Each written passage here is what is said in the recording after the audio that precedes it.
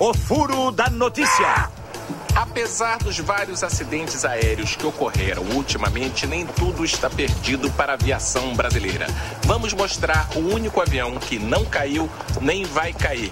E aí, Vera Fischer, tudo bem? Tudo muito bem. Então, tudo bem, né?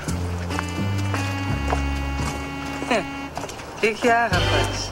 O que é? Pode chegar mais perto. Eu não mordo, não. Tu também tem medo de avião? Tu não é homem, não? Ah, não. Só um daqueles caras do Cacete Planeta. Depois de vencer a Copa América, o técnico Zé Galo tá ficando cada vez mais maluco. Aproveitou a folga da seleção brasileira para acompanhar o time de futebol feminino. Vocês vão ter que me engolir! Esse é o Zé Galo. Olha, o seu Ronaldinho tá de fora. Ah, comigo é assim. Fez corpo mole, eu boto pra fora.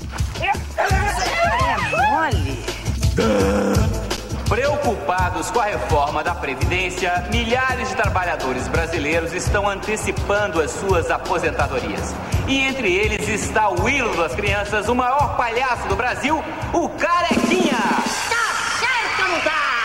O bom ministro não faz tudo na cama.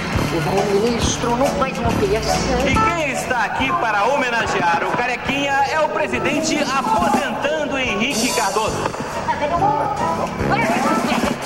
Eu queria dizer que a aposentadoria do Carequinha é uma grande perda para a cultura brasileira. Mas ele pode ficar tranquilo, porque aqui no Brasil nós temos gente à altura para substituí-lo. O Sérgio Orca, o Devagar Franco, o Zé Galo. Tá certo ou não tá? O bom ministro não faz tudo na cama. O bom ministro não faz uma criação.